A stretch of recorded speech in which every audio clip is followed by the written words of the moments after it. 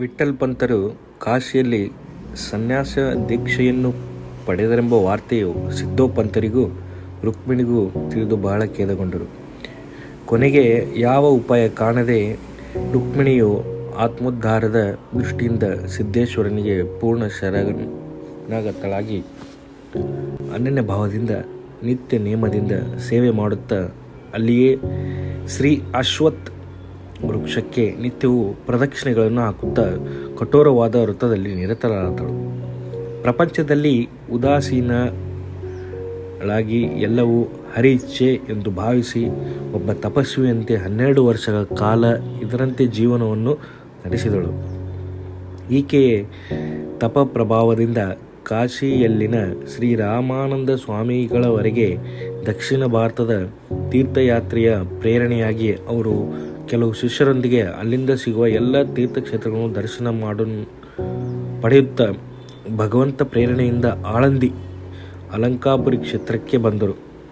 ಇಂದ್ರಾಯಣಿ ತೀರ್ಥ ಸ್ನಾನ ಮಾಡಿ ಸಿದ್ದೇಶ್ವರನ ದರ್ಶನ ಪಡೆದು ಅಸ್ವಸ್ಥ ವೃಕ್ಷದ ಕಟ್ಟೆಗೆ ವಿಶ್ರಾಂತಿಗಾಗಿ ಕುಳಿತರು. ಆಗ ಪ್ರತಿನಿತ್ಯ ಅಶ್ವತ್ಥ ವೃಕ್ಷಕ್ಕೆ ಪ್ರದಕ್ಷಿಣೆ ಹಾಕಲು ಬಂದ ರುಕ್ಮಿಣಿಯು ಅಲ್ಲಿ ಆಸೀನರಾದ ತೇಜಪುಂಜ ಮಹಾಪುರುಷರನ್ನು ನೋಡಿ ಇವರಾರೋ ಮಹಾ ತಪಸ್ವಿಗಳಿರಬೇಕೆಂದು ತಿಳಿದು ಅನನ್ಯ ಭಾವದಿಂದ ಅವರ ಚರಣಗಳಿಗೆ ವಂದಿಸುತ್ತಿರಲು ಸ್ವಾಮಿಗಳು ರುಕ್ಮಿಣಿಯ ಭಕ್ತಿಭಾವ ಕಂಡು ಅತ್ಯಂತ ಪ್ರಸನ್ನರಾಗಿ ಪುತ್ರವತಿ ಭವ ಎಂದು ಆಶೀರ್ವದಿಸಿದರು.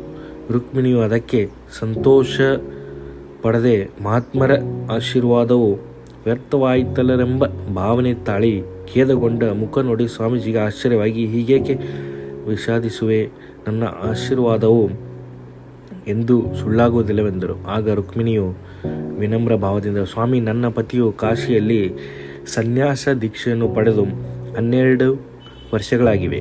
ಅಂದ ಮೇಲೆ ತಮ್ಮ ಆಶೀರ್ವಾದವು ಹೇಗೆ ಫಲಿಸಬೇಕು ಎಂದಾಗ ಸ್ವಾಮೀಜಿಯವರು ಎಲ್ಲವನ್ನೂ ಸವಿಸ್ತಾರವಾಗಿ ಚರ್ಚೆ ಮಾಡಲು ವಿಠ್ಠಲ ಪಂತರಿಗೆ ಸನ್ಯಾಸ ದೀಕ್ಷೆಯನ್ನು ಕೊಟ್ಟವರು ತಾವೇ ಎಂದು ನಿಶ್ಚಯವಾಗಿ ತಿಳಿಯಿತು.